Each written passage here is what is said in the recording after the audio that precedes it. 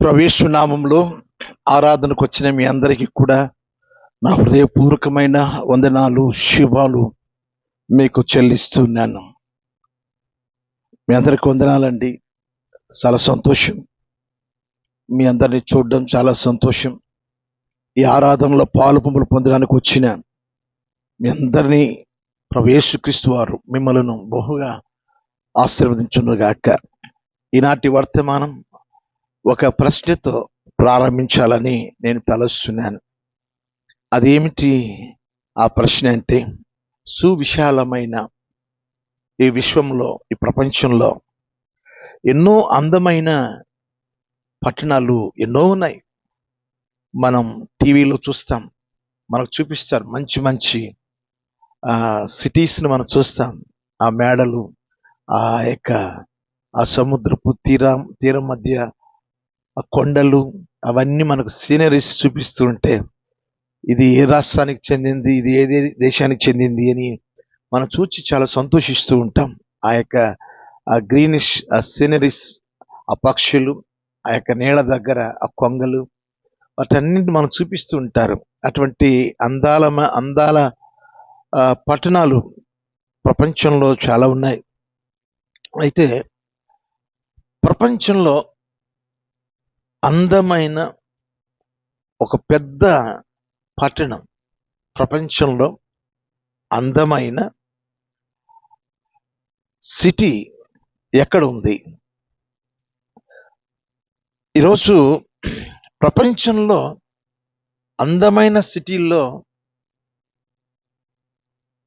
ఒక ఉన్నతమైన సిటీ, ప్రముఖమైన సిటీ, ప్రపంచంలో అందమైన సిటీ, పెద్ద సిటీ ఏది అంటే టోక్యో. ఇది జపాన్లో ఉంది. జపాన్లో ఈ అందమైన పెద్దదైన చాలా చూడ్డానికి సౌందర్యమైన పట్టణం, ప్రపంచంలో మొదటి స్థానం టోక్యో. ఆ సిటీకి దేవుడు ఆ వరం ఇచ్చాడు. ఎన్నో సిటీస్ ఉన్నాయి, అది దాని గురించి కొన్ని విషయాల్లో. అందులో ప్రజలు ఎంతమంది ఉంటారంటే 37 మిలియన్ల ప్రజలు ఉన్నారు. అయితే తూర్పు నుంచి పడమటికి వెళ్ళిన, ఉత్తరం నుండి దక్షిణానికి వెళ్ళిన 13,500 కిలోమీటర్ల దూరం, అంటే స్క్వైర్గా ఉంది. ఆ సిటీ స్క్వైర్గా ఉంది. కాబట్టి ఈ యొక్క ప్రపంచానికి దేవుడు మొదటి స్థానాన్ని, ఈ Tokyo, the most beautiful city in world, Tokyo, దేవుడిచ్చిన వరం. చాలా సంతోషం. ప్రియమైన దేవుని పిల్లరా, దేవుడు కూడా తను ఉండే ఒక పట్టణం, తన ప్రజలు ఉండడానికి ఒక పట్టణం, దేవదూతలు 24 పెద్దలు ఉండడానికి ఒక పట్టణం ఆయన ఏర్పాటు చేసుకున్నాడు. దేవుని బిడ్డలమైన మనం వెళ్ళే ఆ దేవుని పట్టణాన్ని గురించి మనం తెలుసుకుందాం. చూడండి, యెషయా గ్రంథం 26వ అధ్యాయం మొదటి 2 వాక్యాలు నేను చదువుతూ ఉన్నాను.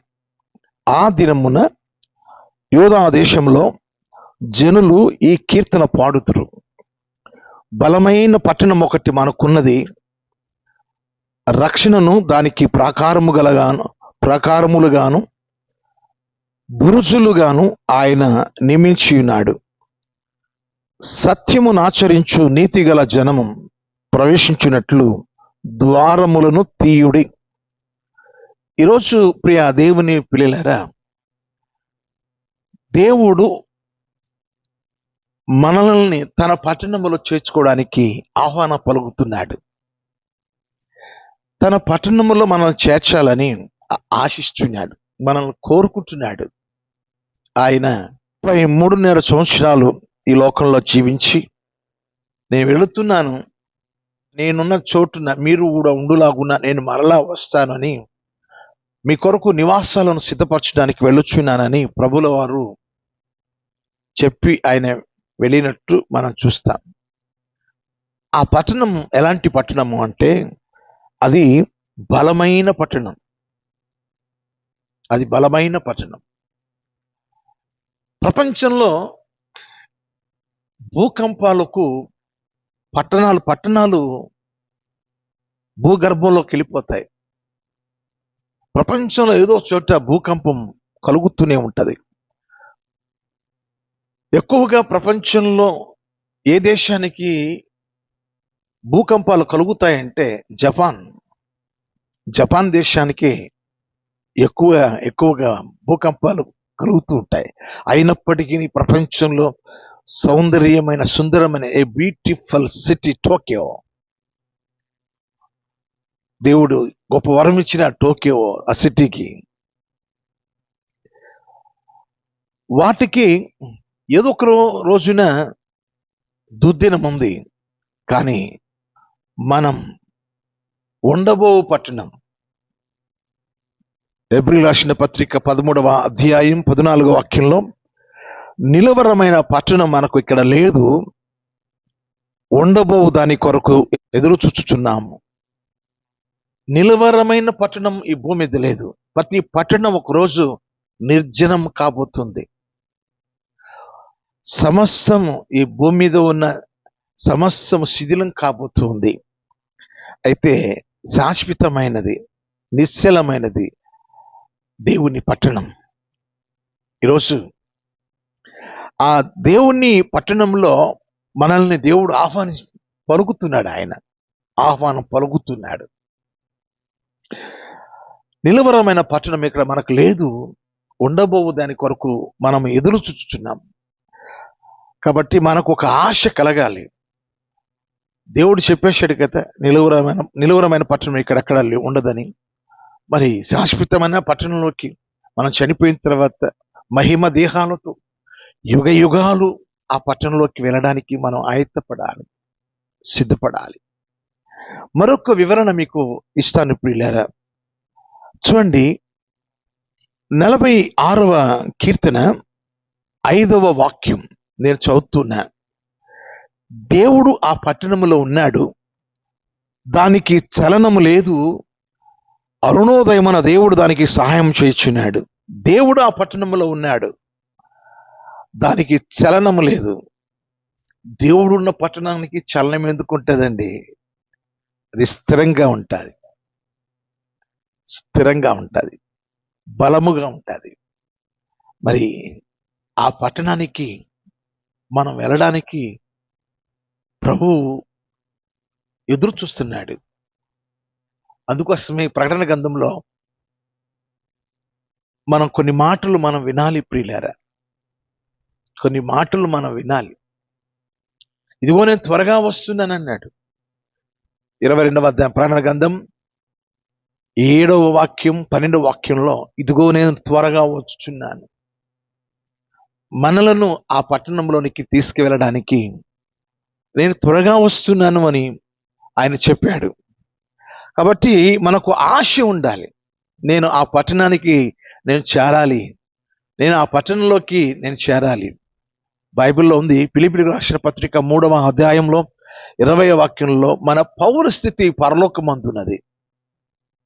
అది శాశ్వతమైన పౌరస్థితి, సిటిజన్షిప్. మన పౌరు హక్కు పరలోకం. మనం పరలోక పౌరులు, మనం పట్టణానికి వారసులం మనం. అందుకని మిమ్మల్ని తీసుకువెళ్ళడానికి నేను వస్తున్నాను, త్వరగా వస్తున్నాను. ప్రకటన గ్రంథంలో 3వ అధ్యాయంలో 3వ వాక్యంలో, దొంగ ఏ రీతిగా ఆదమరచి ఏ ఇంట్లో అయితే దొంగతనం చేయడానికి దొంగ అనుకుంటాడు, వారిని ఆదమరచి వస్తాడు. నేను కూడా దొంగ వలె వస్తాను. మీ పనుల్లో మీరు ఉండండి, నేను నా ప్రజలను తీసుకెళ్తాను. ఈరోజు క్రీస్తునందు నా ప్రియ దేవుని బిడలైన మనందరికీ దేవుడు తన పట్టణంలో మనకు అవకాశం ఇవ్వడానికి, ఆ పట్టణంలో నివసించడానికి దేవుడు రాబోతున్నాడు. ఇంకా ఈ పట్టణాన్ని గురించిన వివరణ మనం తెలుసుకోవాలి అంటే ప్రకటన గ్రంథం 21వ అధ్యాయం మనము 14 నుండి మనం వరుసగా మనం చదువుకుంటూ వస్తే కొన్ని విషయాలు మనకు తెలుస్తాయి. ఆ పట్టణపు ప్రాకారము 12 పునాదులు గలది. ఆ పునాదుల పైన గొర్రెపిల్ల యొక్క 12 అపోస్తుల 12 పేర్లు కనబడుచున్నవి. ఆ పట్టణమును దాని గుమ్మములను ప్రాకారమును కొలుచుటకై నాతో మాటలాడు వాని యొద్ద బంగారు కొలకర్ర ఉండెను. ఆ పట్టణము చచ్చౌకమైనది, దాని పొడుగు దాని వెడల్పుతో సమానం. అతడు ఆ కొలకర్రతో పట్టణమును కొలవగా దాని కొలత 750 కోసులైనది. దాని పొడుగును ఎత్తును వెడల్పును సమముగా ఉన్నది. ప్రియ దేవుని పిల్లలారా, ఎంత చక్కని వివరణ! 12 పునాదులతో ఆ పట్టణం కట్టబడుచుంది. 12 గుమ్మములు పెట్టబడుచున్నవి. అపోస్తుల ఆ పేర్లు కనబడుచున్నవి అని అక్కడ భక్తుడు చెప్తున్నాడు. ప్రియ దేవుని పిల్లరా, ఆ పట్టణం యొక్క కొలకర్రతో, బంగారు కొలకర్రతో కొలవబడినది. అది 750 కోసులు అని ఉంది ప్రియులారా. 750 కోసులు. దాన్ని కిలోమీటర్లలో చెప్పాలి అంటే 2500 కిలోమీటర్లు. మనము తూర్పు నుండి పడమటికి వెళ్ళినా, పడమటి నుండి తూర్పుకి వెళ్ళినా, ఉత్తరం నుండి దక్షిణానికి వెళ్ళినా, దక్షిణ నుంచి ఉత్తరకి వెళ్ళినా ఒకే కొలత. 2500 కిలోమీటర్లు. మరి ఈ పట్టణంలోకి మనం అడుగు పెట్టాలని దేవుడు ఆశిస్తున్నాడు. ఇక్కడ కొద్ది వివరణ మనం చూస్తాం ప్రియులారా. 17 నుండి నేను చదువుతున్నాను. ప్రకటన గ్రంథం 21వ అధ్యాయం 17 నుండి. అతడు ప్రాకారమును కొలవగా అది మనుష్యుని కొలత చొప్పున 144 మూరలై ఉన్నది. ఆ కొలత దూతల కొలతయే. ఆ పట్టణపు ప్రాకారము సూర్యకాంతములతో కట్టబడిను. పట్టణము స్వచ్ఛమగు స్ఫటికముతో సమానమైన శుద్ధ స్వర్ణంగా ఉన్నది. ఆ పట్టణ ప్రాకారం పునాదులు అమూల్యమైన నానావిధ రత్నములతో అలంకరింపబడి ఉండడం. మొదట పునాది సూర్యకాంతపు రాయి, రెండవది నీలము, మూడవది యమున రాయి, నాలుగవది పచ్చ, ఐదవది వైడూర్యము, ఆరవది కెంపు, ఏడవది సువర్ణ రత్నము, ఎనిమిదవది గోమేదకము, 9 పుష్యరాగం, 10వది సోనల శూన్యము, 11వది పద్మరాగము, 12వది సుగంధము. దాన్ని 12 గుమ్మములు, 12 ముత్యములు, ఒక్కొక్క గుమ్మము ఒక్కొక్క ముత్యముతో కట్టబడినది. పట్టణపు రాజవీధి శుద్ధ సువర్ణమై స్వచ్ఛమైన స్ఫటికమును పోలి ఉన్నది. నా ప్రియమైన దేవుని పిల్లలారా, పచ్చ అనే మాట మీరు విని ఉంటారు. చిన్న మొక్కే కొన్ని కోట్ల రూపాయలు ఖరీదు చేస్తుంది. మరి ఎక్కడక్కడ మట్టి ఉన్నట్టు లేదు కదా. వీధులంతా రాజవీధుల్లో సువర్ణమయమంట. ఆ 12 పునాదుల్లో విలువైన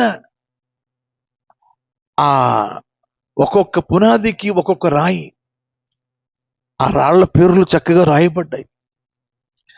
మన దేవుడు శ్రీమంతుడు. ఆయన పట్టణం ఎటువంటిది అంటే అక్కడ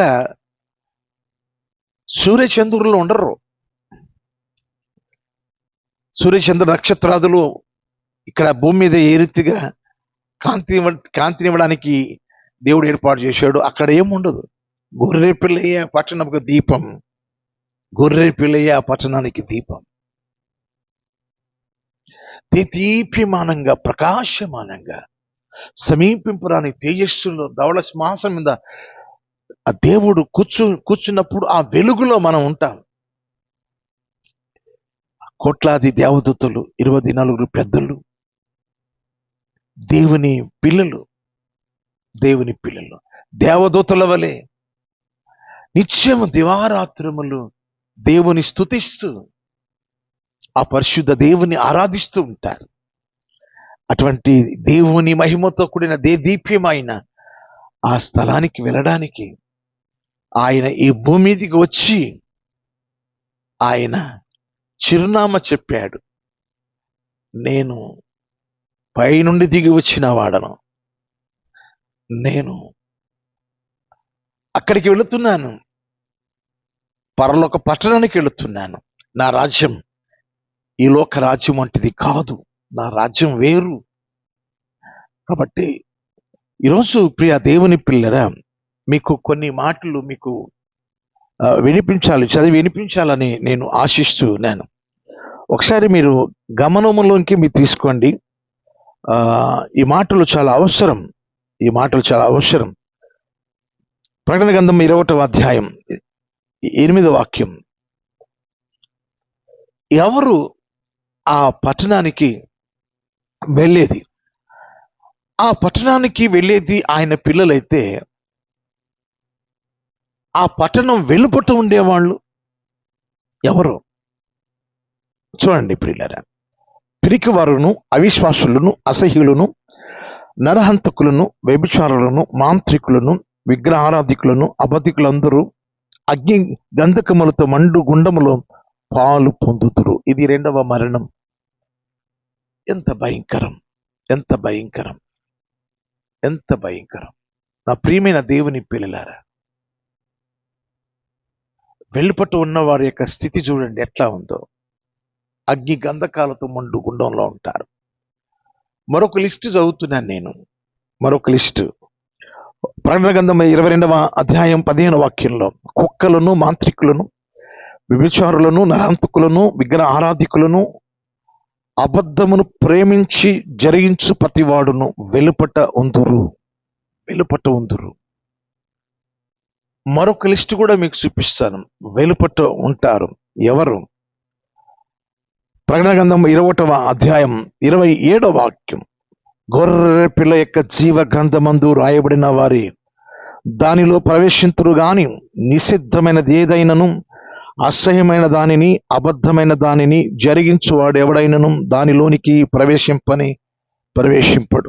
నేను మీకు 3 నరకాలకి వెళ్ళే వాళ్ళ మరి విధానం, ఎవరెవరు వెళ్తారు నరకానికి అనే వాళ్ళ గురించి నేను ఇక్కడ చెప్పడం జరిగింది.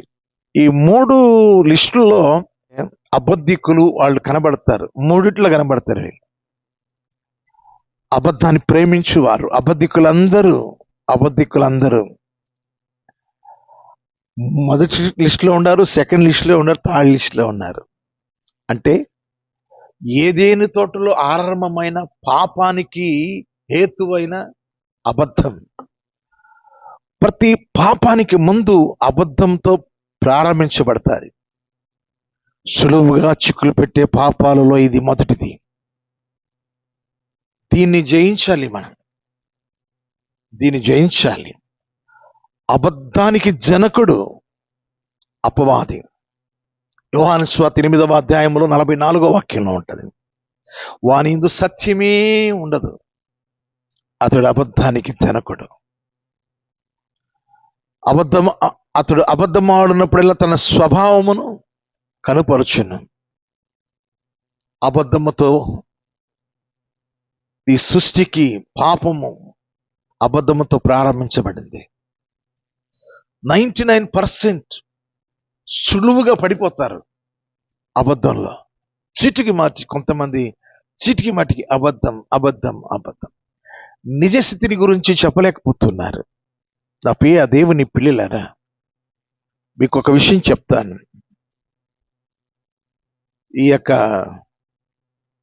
యెషయా గ్రంథంలో ఎవరు ఆ పరిశుద్ధమైన పట్టణానికి, బలమైన పట్టణానికి, దేవుడు తీసుకెళ్తున్న ఆ యొక్క మహిమ తేజస్సుతో కూడిన ప్రకాశమానమైన ఆ పట్టణానికి, చలనము లేని ఆ పట్టణానికి ఎవరు వారసులు, ఎవరు ప్రవేశిస్తారు?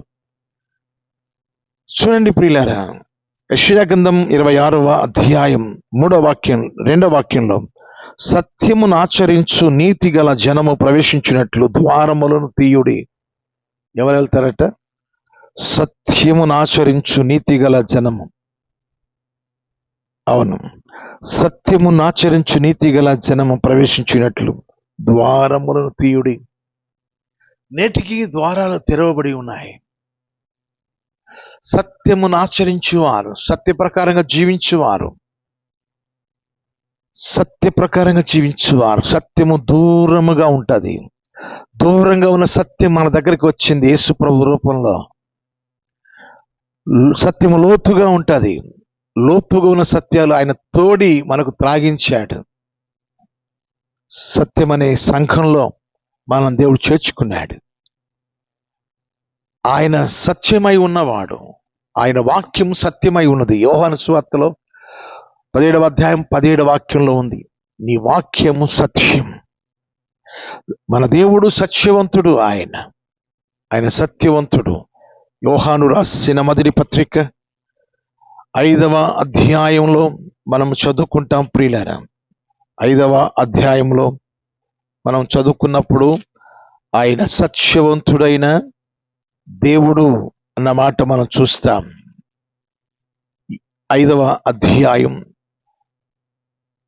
20వ వాక్యంలో మనం చూస్తాం, మనము సత్యవంతుడైన వానిని ఎరగవలనని దేవుని కుమారుడు వచ్చి మనకు వివేకము అనుగ్రహించి ఉన్నాడని ఎరుగుదము. మనము దేవుని కుమారుని యేసుక్రీస్తుని అంటున్న వారమై సత్యవంతుని అంటున్నాము. ఆయన నిజమైన దేవుడును నిత్య జీవమునై ఉన్నాడు. అవును, కాబట్టి దేవుడే సత్యవంతుడు. ఆయన వాక్యం సత్యమైనది. ఆయన సంఘం సత్యం మీద కట్టబడినది. ఎవరయ్యా ఎత్తబడేది? సత్యవంతులు, సత్య సంబంధులు. చూడండి, ప్రకటన గ్రంథంలో 4వ అధ్యాయం 1వ వాక్యం, ఈ సంగతులు జరిగిన తర్వాత నేను చూడగా ఇదిగో పరలోకమందు ఒక తలుపు తెరవబడి ఉండెను. మరియు నేను మొదట వినిన స్వరము బూరధ్వని వలె నాతో మాట్లాడగా వింటిని. ఆ మాట్లాడిన వాడు, ఇక్కడికి ఎక్కి రమ్ము, ఇక మీదట జరగవలసిన వాటిని నీకు కనపరచుదనెను. వెంటనే నేను ఆత్మవశుడనై ఇదిగో పరలోకమందు ఒక సింహాసనం వేయబడి ఉండెను. సింహాసనమందు ఒకడు ఆసీనుడై ఉండెను. కనుక పరలోకానికి ఒక తలుపు ఉంది. ఆ తలుపు తెరవబడి ఉన్నది. పరలోక పట్టణానికి తలుపు ఉంది, అది తెరవబడి ఉన్నది. ఇదిగో ఇక్కడికి ఎక్కి రమ్మని ఆయన స్వరం వినబడుతుంది. అది బూర స్వరం లాగా వినబడుతుంది. ఎక్కిరమ్ము. సంఘానికి ఆహ్వానం పలుకుతున్నాడు. సంఘము ఎత్తబడిన తర్వాత జరగబోయే సంగతులు ప్రకటన గ్రంథము 6వ అధ్యాయం మొదలుకొని 18వ అధ్యాయం వరకు కూడా జరగబోయే సంగతులు రాయబడ్డాయి. అంటే ఎత్తబడిన తర్వాత ఇక్కడ 4 గ్రూపుల వారు ఉంటారు. ఒకటి దేవుడు లేడని చెప్పే నాస్తికులు.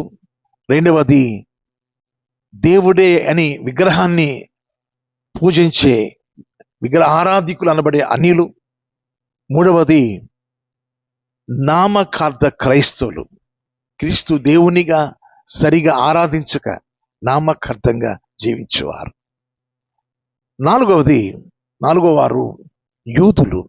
ఏ యూదులైతే శిలువ వేసి ప్రభువాన్ని చంపారు, దేవుడు కాడని నేటికి చెప్తున్నారు. ఒక రోజున యూదులు ఆ 7 ఏండ్ల శ్రమల కాలంలో శిరచ్ఛేదనము చేయబడి 1,44,000 మంది శుద్ధులుగా మార్చబడి, పరిశుద్ధులుగా మార్చబడి, పాపమనే స్త్రీ సాంగత్యము లేకుండగా వారు విశేషమైన జనంగా ఎత్తబడతారు. ఆ 3 చెప్పాను కదా, నాస్తికులు, అన్యులు, నామకార్థ క్రైస్తవులు. ఇప్పుడు మారకుండా రేపు ఒక దినాన వారి తలలను శిరచ్ఛేదనం చేయమంటే వారి వల్ల అవుతుందా? అందుకనే ఈ కృపా యుగంలోనే మారు మనసు పొందాలి. ఈ 7 ఏండ్ల శ్రమల కాలంలో ఎవరయ్యా మార్పు చెందేది? ఎవరి కొరకు దేవుడు 7 ఏండ్ల శ్రమలు ఏర్పాటు చేశాడంటే యూదుల కొరకు, శేషించిన యూదుల రక్షణ కొరకు దేవుడు ఏర్పాటు చేశాడు. ఈరోజు ప్రియ దేవుని పిల్లలారా, మన దేవుడు ఎవరో తెలుసా? తీతుకు రాసిన పత్రిక 1వ అధ్యాయం 3వ వాక్యంలో, అబద్ధములాడ నేరని దేవుడు మన దేవుడు. ఆ తర్వాత ఒకసారి ఆ యెషయా గ్రంథం 63వ అధ్యాయం 8వ వాక్యంలో చూస్తే, ఎవరయ్యా పరలోకానికి, ఆ పట్టణానికి చేరుకునేది? అబద్ధములాడ నేరని ఆయన పిల్లలు. కారణం ఏమిటి అంటే, నీతిని ఆచరించువారు, సత్యమును ఆచరించువారు, సత్య ప్రకారముగా జీవించువారు మాత్రమే ఆ పట్టణానికి వెళతారు. కనుక మనము ఈ భూమి మీద కష్టమే, సత్య ప్రకారంగా జీవించడం చాలా కష్టమే, చాలా కష్టం. అందరికీ దూరం అయిపోతాం. సత్యం మాట్లాడితే ప్రభువారు ఏ రీతిగా ఒంటరి అయిపోయాడు, పౌలు గారు కూడా చెప్తాడు, నేను ఒంటరి అని. సత్యం మాట్లాడే వాళ్ళు ఒంటరిగా మిగిలిపోతారు. పౌలు గారు ఏం చెప్పారంటే, నేను దేవుని సంతోషపెట్టువాడను, మనుషులను సంతోషపెట్టువాడనైతే క్రీస్తుకు దాసుడను కాకపోవచ్చును. గలతీయులకు రాసిన పత్రికలో ఆ మాట ఉంది ప్రియులారా. 1వ అధ్యాయం 10వ వాక్యంలో ఉంది, నేను మనుషులను సంతోషపెట్టువాడనైతే క్రీస్తుకు దాసుడను కాకపోవచ్చును. తర్వాత గలతీయులకు రాసిన పత్రికలో కూడా పౌలు గారు ఒక మాట చెప్తాడు. ఏమని చెప్తాడంటే, నేను నిజమాడినందున నేను మీకు శత్రువునైతిన. గలతీయులకు రాసిన పత్రిక 4వ అధ్యాయం 16వ వాక్యం. సామెతల గ్రంథంలో 12వ అధ్యాయంలో 22వ వాక్యంలో, అబద్ధికులు ఆయనకి హేయులు, సత్యవ్రతనులు ఆయనకి ఇష్టలు. సత్యమును ఆచరించువారే ఆ పట్టణంలో ప్రవేశిస్తారు. వారి కొరకే ద్వారాలు తీయమన్నాడు దేవుడు. వారి కొరకే ద్వారం తెరవబడి ఉన్నది. వారి కొరకే పరలోకపు తలుపు తీయబడి ఉన్నది. ప్రకటన గ్రంథం 4వ అధ్యాయంలో చూడండి ప్రియులారా, మొదటి 2 వాక్యాలు చూడండి. ఈ సంగతులు జరిగిన తర్వాత నేను చూడగా, అదుగో పరలోకమందు ఒక తలుపు తెరవబడి ఉన్నది. మరియు నేను మొదట వినిన స్వరం భూరధ్వని వలె నాతో మాట్లాడగా వింటిని.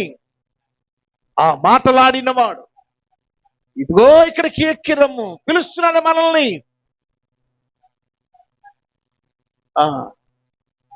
అంటే 4వ అధ్యాయంలో ఉంది కదా, ఇక 5వ అధ్యాయం నుంచి ఆరాధన ఉంటుంది. 5వ అధ్యాయంలో 6 నుండి మీరు చదివితే ఇక జరగబో వాటి గురించి నేను వివరిస్తాను. అంటే మీరు ఎక్కి వచ్చిన తర్వాత, అంటే సంఘము ఎత్తబడిన తర్వాత, బాగా వినండి, సంఘం ఎప్పుడైతే ఎత్తబడతాదో విడవబడిన వారు ఉంటారు. ఇక్కడ 4 బ్యాచ్లు ఉంటారు. విడవబడిన 4 బ్యాచ్లు. ఒకటి అన్య జనాంగము. క్షమింపరాని పాపం ఏంటంటే విగ్రహ ఆరాధన. నేను చాలాసార్లు ఇలా వివరణ ఇస్తాను. మా నాన్న నన్ను కన్నాడు, నేను ఒక కుమారుని కన్నాను. మా నాన్నను నేను కనగలుగుతానా? కంటానా? నేను నా వల్ల అవుతుందా? అవ్వదు. నన్ను కనడానికి మావాడు వల్ల అవుతుందా? కాదు. అది మనిషికి ఎందుకు మెదడులో ఆలోచన రావట్లేదు? దేవుడు మనుషులు సృష్టించుకుంటే మనిషి దేవుడు తయారు చేస్తున్నాడు. ఎంత సాహసం చేస్తున్నాడు! ఏది? మట్టితో, ఇనుముతో, వెండితో, బంగారంతో, అన్ని లోహాల్లో దేవుడు మనిషిని చేస్తే, మనిషి చెక్క తీసుకొని, ఇనుము తీసుకొని, బంగారం తీసుకొని, కంచు, రకరకాల లోహాలతో దేవుడిని నమస్కారం చేస్తున్నారు. అవేమన్నా నోళ్ళుండి అని మాట్లాడతాయా? కన్నులుండి ఆయన చూస్తాయా? దేవుడిని ఎలా నమస్కారం చేస్తున్నారు?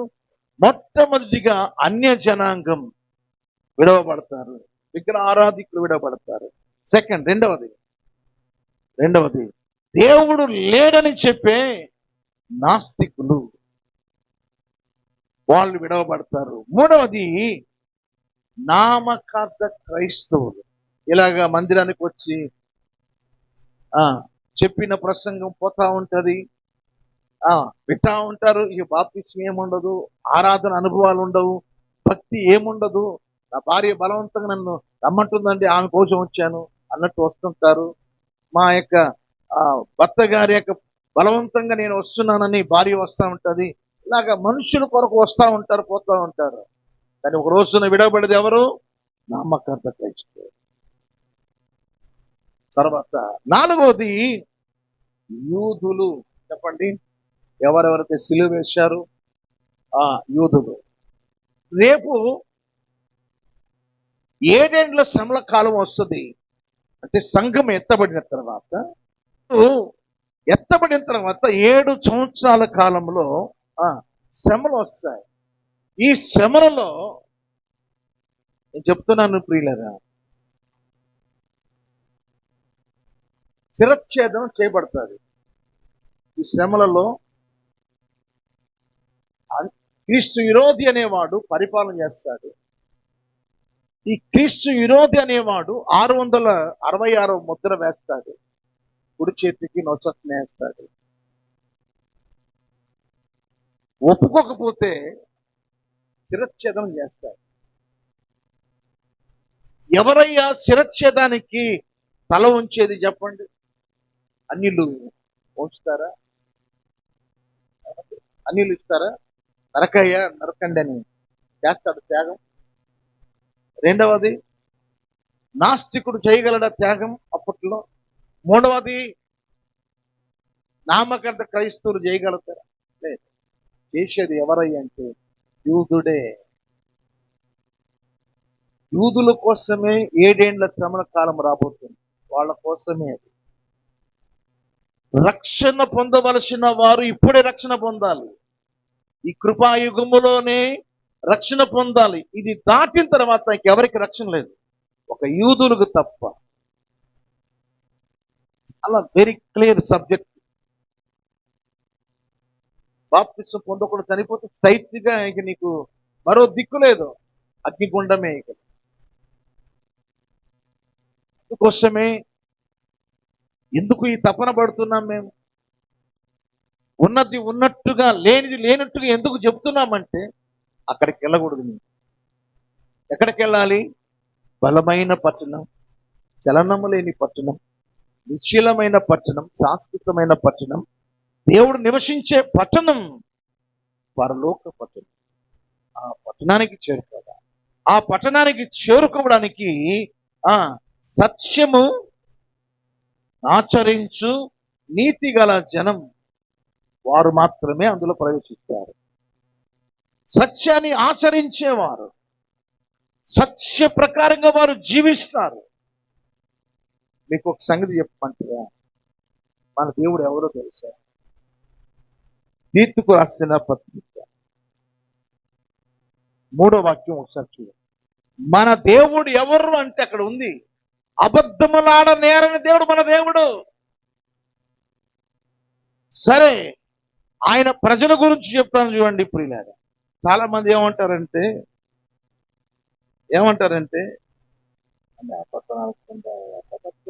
అసలు అబద్ధం ఆడడం ఒక చూపించాలి. చూపిస్తాను చూడండి. యెషయా గ్రంథం 63వ అధ్యాయం 8వ వాక్యం చూడండి, ఒకసారి చదవండి.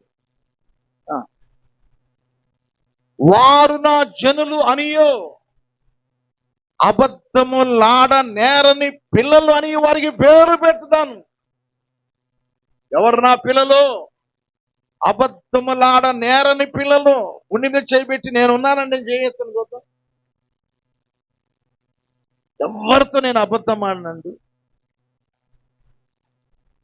నిప్పులాగా బతుకుతున్నాను, అబద్ధమే నా నోట రాదు అని అన్నవాళ్ళు ఎందుకు ధైర్యం చేయలేకపోతున్నారు?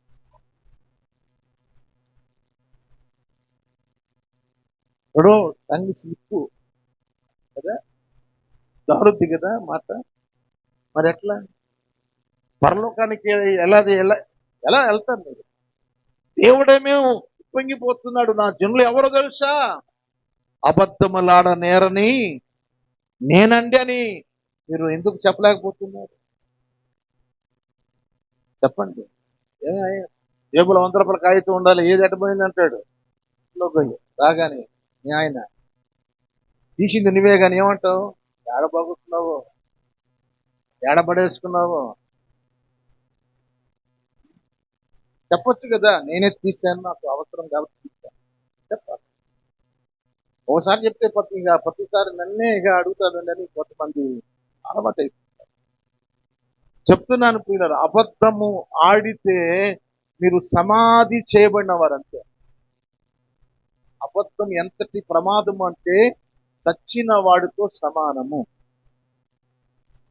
అబద్ధమాడేవాడు చచ్చినవాడు ఒకటే. అందుకని ప్రభువే చెప్పాడు, అది తిరుదినమున నీవు వస్తా.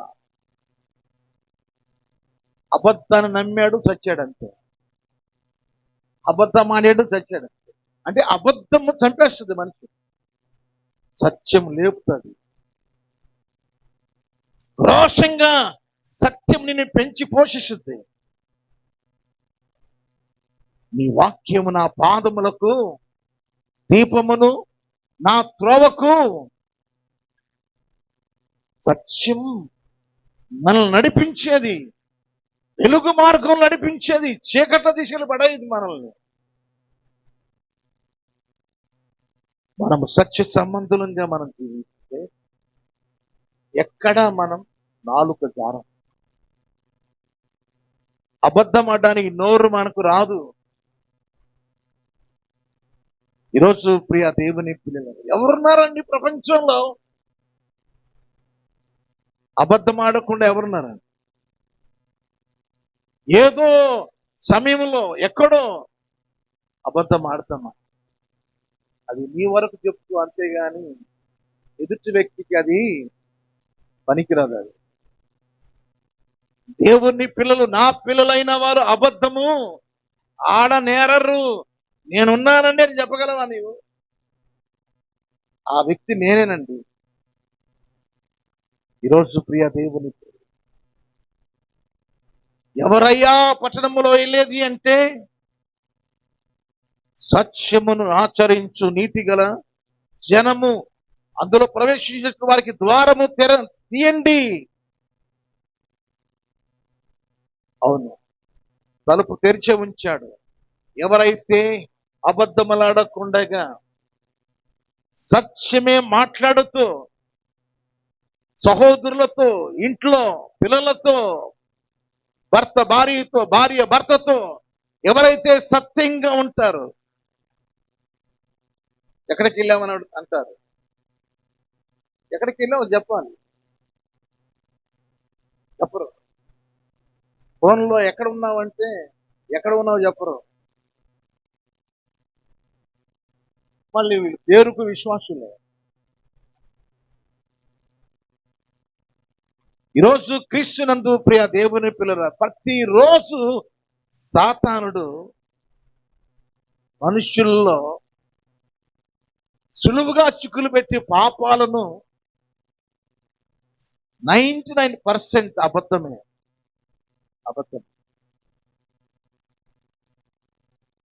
ఇర్మియా గ్రంథం 9వ అధ్యాయంలో 5వ వాక్యాన్ని మీరు చదవండి. సత్యమును పలుకక ప్రతివాడును తన పొరుగు వానిని వంచును, అబద్ధములాడుటకు తమ నాలుకలను అభ్యాసము చేయుచు ఉన్నారు. ఎదుటివాన్ని తప్పులు పట్టుటకు ప్రయాసపడుతారు. అబద్ధములాడుటకు ప్రతి ఒక్కడు నాలుకకు ఏం చేస్తున్నాడంట? అభ్యాసం చేస్తున్నాం. సత్యం కోసం కాదు, సత్యమును పలుకక అబద్ధం. నేను చెప్తున్నాను ప్రియులారా, అటువంటి డబ్బు నీకొద్దు. అబద్ధములాడి డబ్బు సంపాదించొద్దు. అబద్ధములాడి కాపురాలు చేయొద్దు. సత్యం మీద నిలబడు. ఇంకో విషయం చెప్పమంటారా? యేసయ్య ఎవరు? సత్యం కదా. నేనే సత్యం. ఆయన వాక్యం సత్యం. ఇందా చెప్పాను, యోహాను సువార్త 17:17 చెప్పాను. ఆయన సంఘం సత్యం. చూడండి, ఆ మాట కూడా తిమోతికి రాసిన మొదటి పత్రిక 3వ అధ్యాయం 15వ వాక్యములో ఉంది ప్రియులారా. సంఘమట సత్యంకు ఎలా ఉందో చూడండి ప్రియులారా.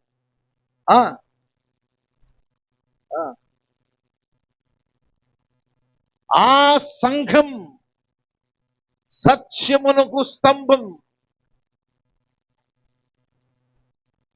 సత్యం అనే స్తంభం మీద కట్టబడింది.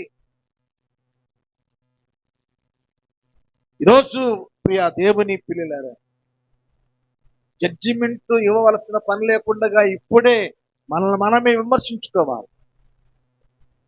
జడ్జిమెంట్ అంటే పబ్లిక్, అది అనవసరం. దానికి ముందు నీకు నీవే తెలిసిపోతుంది. నువ్వు వెళతావా వెళ్ళవా పరలోకానికి ఇక్కడే తెలిసిపోతుంది. అక్కడ దాకా వెళ్ళాల్సిన పని లేదు, ఇక్కడే తెలిసిపోతుంది. అర్థమవుతుందా? సత్యం అనే స్తంభం మీద సంఘము కట్టబడింది. సంఘము అంటే ఎక్లేషియా, గ్రీక్ లో పరిశుద్ధులుగా ఉండడానికి పిలువబడిన సమూహం. పరిశుద్ధులుగా జీవించు వారే సత్యవంతుడు. సత్యం పలికేవాడే పరిశుద్ధుడు. సత్యంగా ఉండాలి మన జీవితం. పెన్ను తీస్తే లెక్క రాసేటప్పుడు దొంగ లెక్కలు రాయకూడదు. ఏదైనా రాసేటప్పుడు కరెక్ట్ గా ఉండాలి.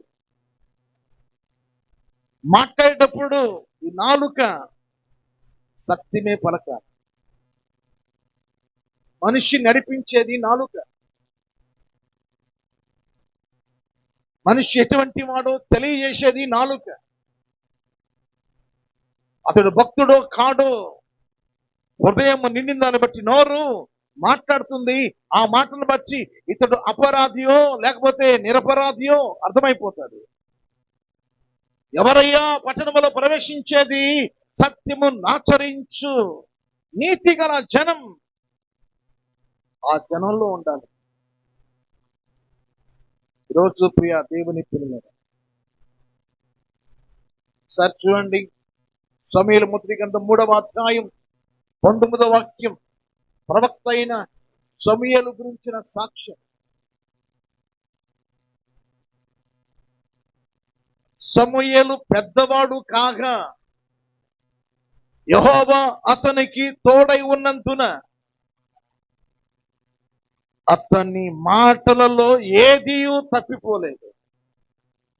చెప్పేది ఒకటైతే జీవించేది మరో రకం. ఉన్నది ఉన్నట్టుగా లేనిది లేనట్టుగా చెప్తే ప్రజలు భయపడతారు. రావడం కష్టం అని చెప్పి పేపర్ను మడతేయలేం మేము అని చెప్పి ఈ నోటికి మేము కుట్లేయలేం అని చెప్పి మనుషుల మర్యాదకు మేము లొంగం. సత్యమైన సంఘములో సత్యము చెప్పబడకపోతే మనుషులకు సత్యం ఎలా తెలుసుద్ది? యోహాను రాసిన పత్రిక 3వ పత్రిక 3, 4, 5 వాక్యాలు చదవండి. నీవు సత్యమును అనుసరించి నడుచుకొనుచున్నావు కనుక సహోదరులు వచ్చి సత్య ప్రవర్తనను గురించి నీ గురించి నాకు సాక్షి చెప్పగా నేను విని చాలా సంతోషించాను. నా పిల్లలు సత్యమును అనుసరించి ప్రవర్తించుచున్నారని వినుట కంటే ఇంకేమైనా సంతోషం నాకు ఇంకేముంది? ఈరోజు ప్రియ దేవుని సమాజంలో మనం బతుకుతున్నప్పుడు మనకుండేది రెండే కళ్ళు. మనల్ని వేల కళ్ళు చూస్తాయి. ఎవరు చూడడం లేదులే, నా గురించి ఎవరికి తెలియదు అనుకోవద్దు, మోసపోవద్దు. నువ్వు మాట్లాడే ప్రతి మాట డబల్ మీనింగ్ వర్డ్ ఇతరులకి ఈజీగా అర్థమైపోతుంది. వీడు తేడాగాళ్ళలాగా ఉన్నాడు, వీడు నడక, వీడి జీవితం అంతా కూడా తేడాగా ఉంది. నీకుండేది రెండే కళ్ళు. ప్రపంచానికి 1000 కళ్ళు ఉన్నాయి. 1000 కళ్ళతో నేను పరీక్షిస్తాను. నువ్వు మాట్లాడే తీరు, నీ యొక్క నడక, నీ యొక్క ప్రవర్తన, నీ జీవితం గురించి వాళ్ళకి తెలుసు, కానీ నీకు చెప్పరు. నువ్వు స్ట్రైట్ గా ఉండాలి. నీ మాటలో వంకరతనం ఉండకూడదు. నీ జీవితంలో వంకరతనంగా ఉండకూడదు. నువ్వు స్ట్రైట్ గా ఉండాలి. మనిషి నిక్కచ్చిగా ఉండాలి. ఎవడు మర్యాద మనకు అవసరం లేదు. వాడు బంధువు అండి, అవసరం లే. సరిగా లేనివాడు మనకెందుకు బంధువు? సరిగా జీవించిన వాడితో మనకెందుకు స్నేహం? సరిగా ఉండాలి. ముక్కు సూటిగా ఉండాలి. ముక్కు సూటి అంటే ముక్కు ఎప్పుడు కూడా వంకర ఉంటుందా? వంకరగా ఉంటది. ఉంటే ముక్కు డాక్టర్ దగ్గరికి వెళ్తే చెప్పుతాడు. తెలుసా మీకు? అదని తెలుసా? వంకరగిల్ల ముక్కులను ఏం చేస్తారు చెప్పండి? చెక్కుతారు. చెక్కినప్పుడు సరి చేయబడుతుంది ముక్కు. ముక్కు సూటిగా అంటే మన అవయాల్లో అదొక్కటే సూటిగా ఉంటది. నీకు సూటిగా ఉంది, నాకు లేదండి, గబ్బిలా ఉంది. పైన ఉంది అట్లే కదా పైన, కానీ లోపల సూటిగా ఉంటుంది. ఎముక సూటిగా ఉంటుంది, కరెక్ట్ గా ఉంటుంది. అందుకని ముక్కు సూటి అంటారు. ఇదిగో నీ నాసిక దమస్కు మార్గంలో ఉన్నట్టు చూపిస్తుంది. దమస్కులో సౌలు పరిశుద్ధ పౌలుగా ఎలా మార్చబడ్డాడో, నీ నాసిక సత్యం, నాసిక సత్యం. ఈరోజు ప్రియ దేవుని సత్యాన్ని మడతీయబాకండి. తండ్రి అయినా సరే, తల్లి అయినా సరే, చెల్లి అయినా సరే, అక్క అయినా సరే, తేడా వస్తే చెప్పండి. నీ నడక బాగలేదు, సరి చేసుకో. వాడు మంత్రి అయినా సరే, వాడు మినిస్టర్ అయినా సరే, సత్య ప్రకారంగా జీవించకపోతే వాడు బజారు పాలైపోతాడు, వీధికి ఎక్కుతాడు, కటకటాలు పాలైపోతాడు. అందుకోసమే క్రైస్తవులను ఎవరు వంచలేరు. క్రీస్తును ఆచరించువారు, క్రీస్తులాగా జీవించువారు ఎవరు ఈ ప్రపంచంలో ఎవరు ఏమీ చేయలేరు. నా జనులు ఎవరో తెలుసా? అబద్ధములాడని నేరని పిల్లలు నా జనులు. అందుకోసమే సమూయేలు పెద్దవాడైపోయాడు, ముసలివాడయ్యాడు, కానీ మాటలు ఒకటి కూడా తప్పిపోలేదు. యోబు గ్రంథం 2వ అధ్యాయం 10వ వాక్యం చూడండి. యోబు గ్రంథం, ఈ సంగతులలో ఏ విషయమందు యోబు నోటి మాటతో అయినా పాపము చేయలేదు. దేవునికి మహిమ కలుగునుగాక. నోటి మాటతో కూడా పాపము చేయలేదు. దేవుడే సాక్ష్యం ఇచ్చేదండి. మన మాట అవునంటే అవును, కాదు అంటే కాదుగా ఉండాలి. వాళ్ళు ఏదో అనుకుంటారని నువ్వేం జాలి పడాల్సిన పని లేదు. వాళ్ళేదో అలుగుతారని, వాళ్ళేదో ఇంటికి దూరం అవుతారని నువ్వేమో వారికి ఆకర్షణీయంగా తీయగా మాట్లాడాల్సిన పని లేదు. నేను కూడా జోక్స్ చేసుకొని, నేను కూడా చాలా కథలుగా చెప్పుకుంటే ఇప్పటికి ఇలాంటి మందిరాలు 3 కట్టేవాడిని. ఉన్నది ఉన్నట్టుగా వాక్యం చెప్తుంటే ఎవరు ప్రేమిస్తారండి? ఈ దీన సేవకు క్లాస్ అంటారు నన్ను కొన్ని సమయంలో. మరి గలతీయులకు రాసిన పత్రిక 1వ అధ్యాయం 10వ వాక్యం.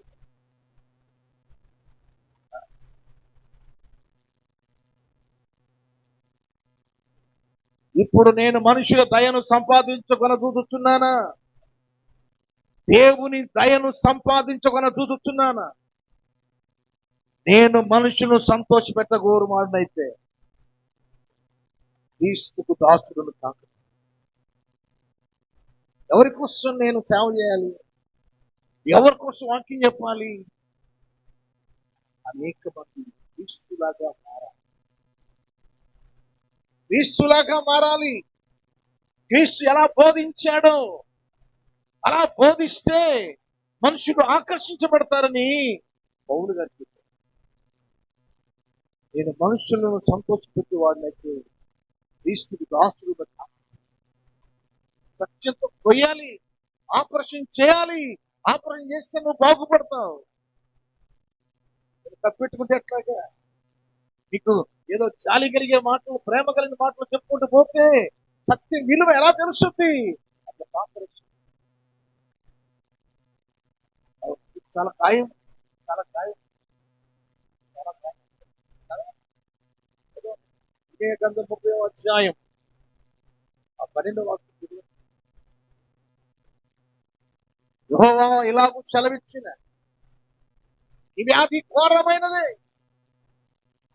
నీ గాయము బాధకరమైనది, నీ పాపములు విస్తరింపగా శత్రువుని ఎరితిగా కొట్టాను, నిన్ను కొట్టేశాను. నీ గొప్ప దోషము చేత ఈ కఠిన శిక్ష నీ మీద చేశాను, నిన్ను గాయపరిచాను. కాగా నీ పక్షంగా ఏడ్చమాడేవాడు ఒక్కడ కూడా లేడు. నీ గాయములకు చికిత్స చేయవలసిన వాడు ఒక్కడ కూడా లేడు. నీకు మందు కూడా లేదు. నీ స్నేహితులందరూ నిన్ను మర్చిపోతారు, నీ గురించి అడగరు. ఎందుకు అరుస్తున్నావు? నీ గాయముల చేత ఎందుకు అరుస్తున్నావు? నీవు కేకలేస్తున్నావు ఎందుకు? నీకు కలిగిన నొప్పి నివారణ, నీ పాపములు విస్తరించినందున నీ దోషం బట్టి నేను కొట్టాను.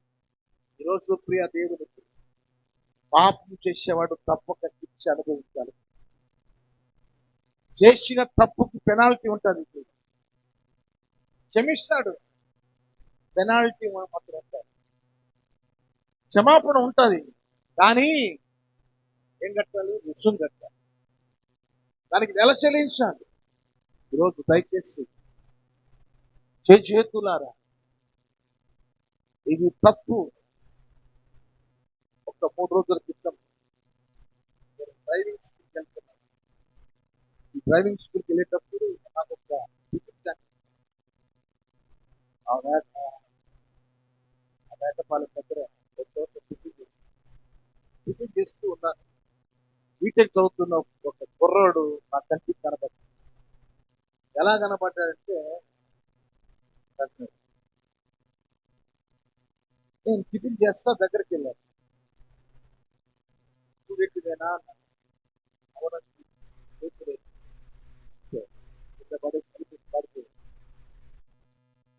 చెప్పగలవా? అలాగా చెప్పండి, చెప్పగలరా అన్నాను నేను.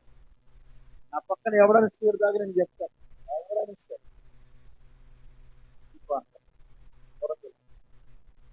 బస్సులో కలిసి ఆపమంటారు. మనం ఎందుకు చెప్పలేకపోతుంది?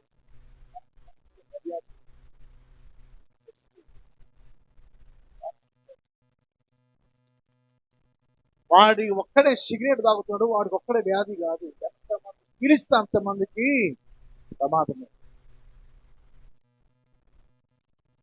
కాలుష్యం అంటే ఏమనుకుంటున్నారు? ఈ కాలుష్యంలో సిగరెట్ పొగ. ఈరోజు ప్రియ దేవుని పిల్లలు, మనము సత్యం కొరకే బతకాలి. మనం సత్యం విషయంలో ఎవరు అడ్డొచ్చినా వాడిని తొలగించుకోవాలి. పనికి రావాలి. పక్క మోసపోకండి. నువ్వు సత్యముతో గంజి తిన్నా చాలు, నీ విలువ తగ్గదు. సత్యం కోసం నువ్వు ఎన్ని కష్టాలు అనుభవించినా నీ విలువ పెరుగుతుంది. ఎందుకంటే సత్యవంతులు చాలా కొద్ది మంది ఉంటారు. 1000 మందిలో ఒక్కడు కూడా ఉండడేమో అని నాకు అంచనా. 1000 మందిలో కూడా ఒక్కడు కూడా ఉండడు. లక్షల్లో ఉంటారు, కోట్లలో ఉంటారు. అంతేగాని మన సంఘంలో కొద్ది మందిలో కష్టం. దానికి యజ్ఞం చేయాలి, దానికి ఆహుతి అయిపోవాలి, దానికి జీవితాన్ని సమర్పణ చేసుకోవాలి, దానికోసం ప్రాణమైన పెట్టాలి, దానికోసం మనుషులైన వదిలిపెట్టాలి, దానికోసం ఆస్తినైనా వదిలిపెట్టాలి, దానికోసం ఎంత త్యాగమైన చేయాలి. అంత సామాన్యమైన విషయం కాదు అది. చూడండి, కొరింథీయులకు రాసిన 2వ పత్రిక 13వ అధ్యాయం 8వ వాక్యం చదవండి. ఏముంది అక్కడ? మేము సత్యమునకు విరోధముగా ఏమీ చేయలేము, సత్యము నిమిత్తమే సమస్తమును చేయగలం. సత్యానికి విరోధంగా మేము ఏమీ చేయలేము, సత్యం కోసం ఏమైనా చేస్తాం. ఇది సమర్పణ, ఇది సమర్పణ. నువ్వు చనిపోయినా ఆ మట్టి సాక్ష్యం ఇస్తుంది. నువ్వు చనిపోయినా నీవు నడిచిన నడక సాక్ష్యం ఇస్తుంది. శక్తి ఉంటుంది. సత్యవంతుని దగ్గర ఒక పవర్ ఉంటుంది. సత్యవంతుని దగ్గర క్రీస్తు ఉంటాడు. క్రీస్తు ఎక్కడో మనకు తెలియదు, ఇదిగో క్రీస్తును చూపించగలుగుతాం. ఆ వ్యక్తిలో క్రీస్తున్నాడండి, ఆ వ్యక్తిలో క్రీస్తున్నాడు. ఎఫెసీయులకు రాసిన పత్రిక 4వ అధ్యాయం 15వ వాక్యం చదవండి. ప్రేమ కలిగి సత్యము చెప్పుచు అదుగో క్రీస్తు వలె ఉండుటకు క్రీస్తు సత్యం చెప్పాడు.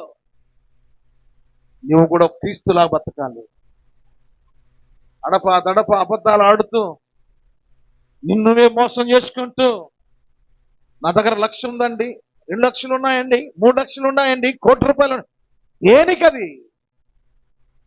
సత్యంతో సంపాదించే నీ వల్ల కాదు. సత్యంతో సంపాదించే డబ్బు కొంచెమే.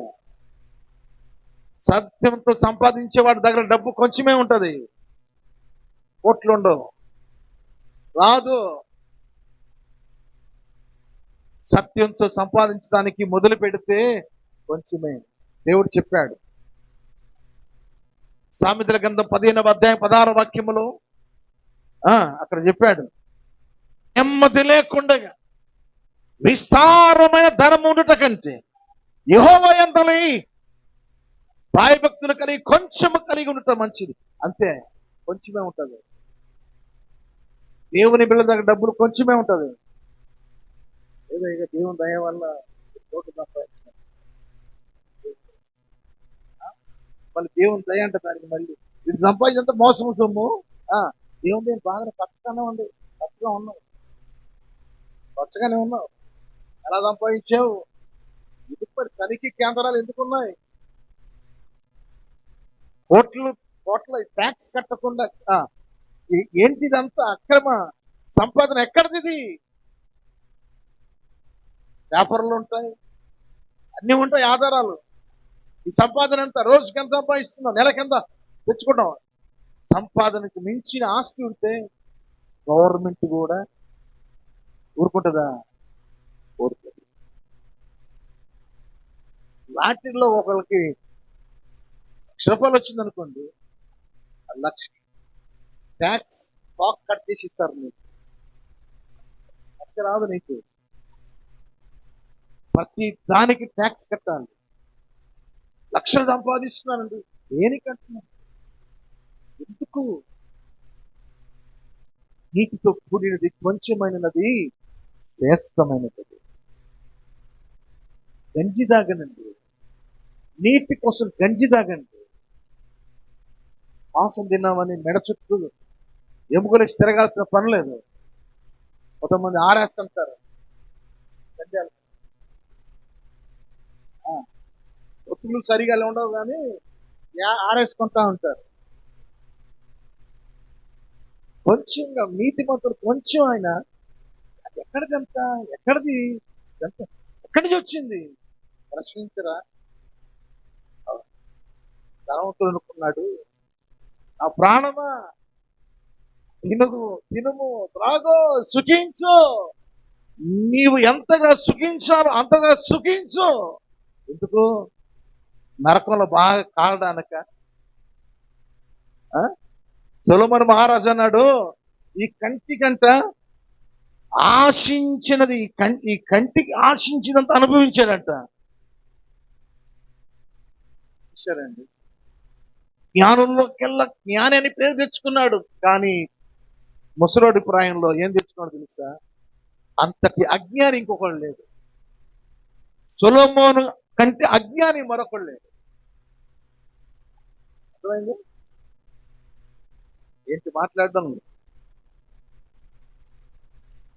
కాబట్టి ఆ పరలోక పట్టణానికి ఎవరయ్యా ప్రవేశించేది అంటే, ఎవరు ప్రవేశిస్తారు అమ్మా? తడి లేకుండా పోయిందండి, తడి చేసుకోండి.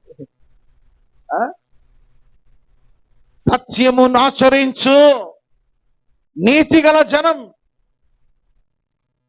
సత్యమును ఆచరించు నీతి గల జనం. చాలా సార్లు మనకు డబ్బులు ఎగస్ట్రా వచ్చేస్తాయి. వస్తాయి రావా? మాట్లాడతాను, వస్తాయి రావా?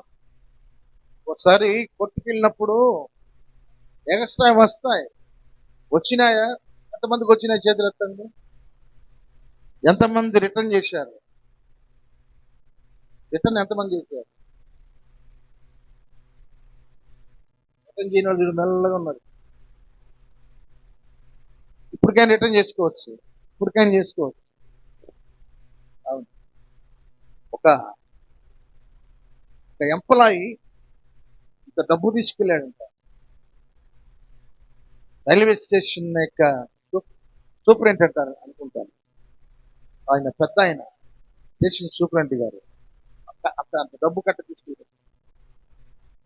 ఏంటి డబ్బు అంటే, నేను దొంగ రైలు ప్రయాణం చేశాను, టికెట్ కొనకుండా నేను ప్రయాణం చేస్తే ఇంత అయింది. ఎన్నిసార్లు మనం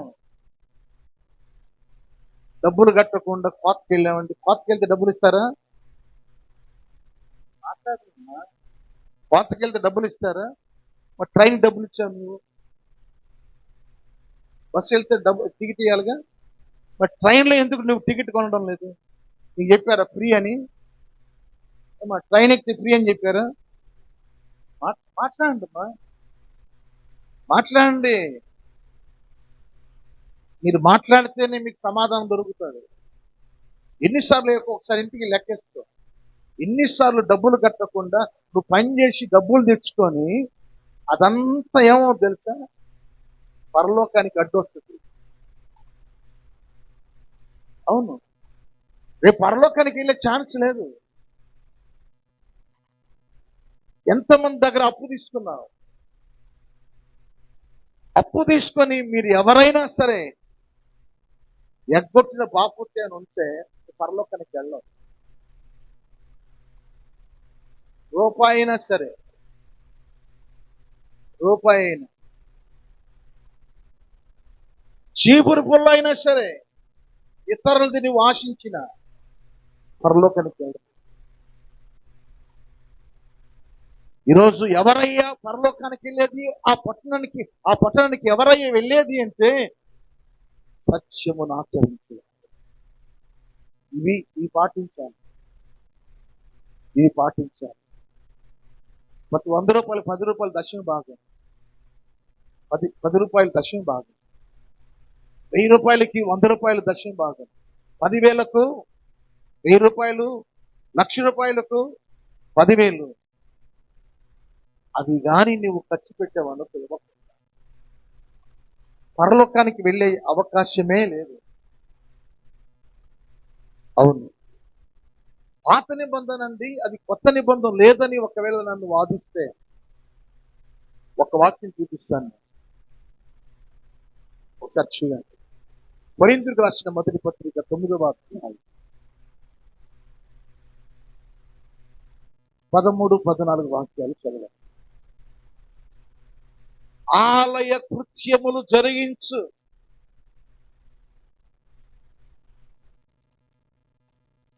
ఆలయ కృత్యములు అంటే ఆలయములో సేవ చేసేవారు, ఆలయము వలన జీవనము చేయుచున్నారు. వారు బలిపీఠం దగ్గర ప్రార్థనలు చేస్తుంటారు. వారు బలిపీఠంతో అంటే యేసు ప్రభువు శిలువ బలిపీఠం మీద ప్రాణం పోసినట్టు వారు మీకోసం ప్రాణం పోస్తున్నారు. అలా సువార్త ప్రచురించువారు సువార్త వలన జీవింపవలనని ప్రభువు నియమించి ఉన్నాడు. ప్రభువు నియమించి ఉన్నాడు. ఏమి నియమించాడు?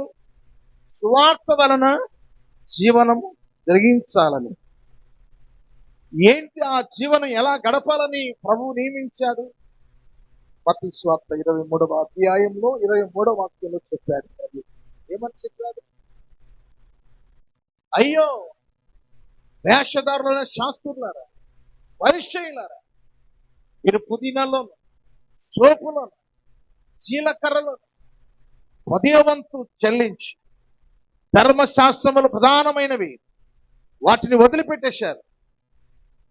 కనుక మీరు న్యాయమును, కనికరమును ఏం వదిలిపెట్టారు? విశ్వాసాన్ని విడిచిపెట్టారు. ఇప్పుడేం చేయాలి? వాటిని మానక వీటిని చేయండి. మానక అంటే దశమ భాగమును మానక వీటిని చేయండి అంటే ఏం చేయాలి? వాళ్ళు న్యాయంగాను, కనికరంగాను, విశ్వాసముతో వాళ్ళు జీవించాలి. కాబట్టి సత్యమును ఆచరించేవారుగా ఉండాలి. చెప్పేవాళ్ళు లేకపోతే చెడిపోతారు ప్రజలు. నాయకుడు లేని జనులను పాడైపోతారు. ఒక నాయకత్వానికి మనం లోబడి ఉండాలి. మనకు సలహాలు ఇచ్చేవారు కావాలి. మనకు జ్ఞానోపదేశం చెప్పేవారు కావాలి. నాది కరెక్టే అని నువ్వు అనుకుంటావంటే గోతులో పడిపోతావు. నేను కరెక్ట్ అనండి అంటే పడిపోతావు గోతులో. దేవుడు ఈరోజు హెచ్చరిక చేస్తున్నాడు. ఎవరయ్యా ఆ పట్టణంలో ప్రవేశించేది? సత్యమును ఆచరించు నీతి గల జనం. ఇంకొక మాట చెప్పేసి విరమించేస్తాను. ఒకసారి 15వ కీర్తన తీయండి. 15వ కీర్తన 2 వాక్యాలు చదవండి.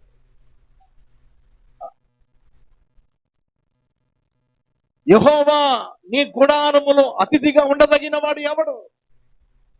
నీ పరిశుద్ధ పర్వతం మీద నివసింపదగిన వాడు ఎవడు?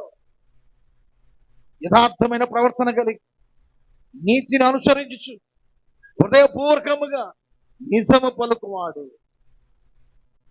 హృదయపూర్వకంగా నిజము పలుకువాడు ఆ గుడారములో ఉంటుంది. యెహోవా ఏర్పాటు చేసిన అతిథిగా ఉండడానికి గుడారం ఒకటి వేశాడు. అదే పరదైసు.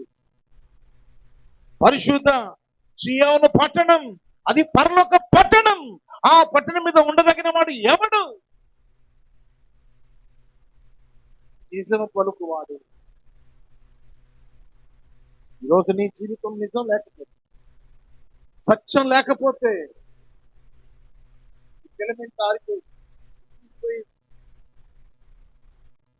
ఎప్పుడైతే అబద్ధం ఆడతావో నువ్వు ఆరిపోయావు. నాతో కాదు మీరు అబద్ధమాడేది. ఇదిగో అననీయ సఫీరాలతో మాట్లాడాడు. నాతో కాదు మీరు అబద్ధమాడింది, దేవునితోనే మీరు అబద్ధమాడింది. వారి దీపాలు వారి దీపస్తంభం నుంచి దీపము ఎత్తివేయబడింది. దయచేసి అబద్ధాలు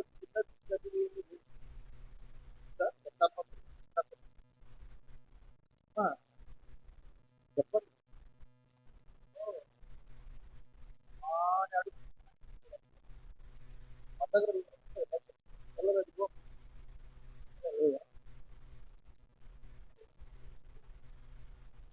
ఇవ్వడానికి మనకు మనసు రాదు, ఏం చేస్తామంటే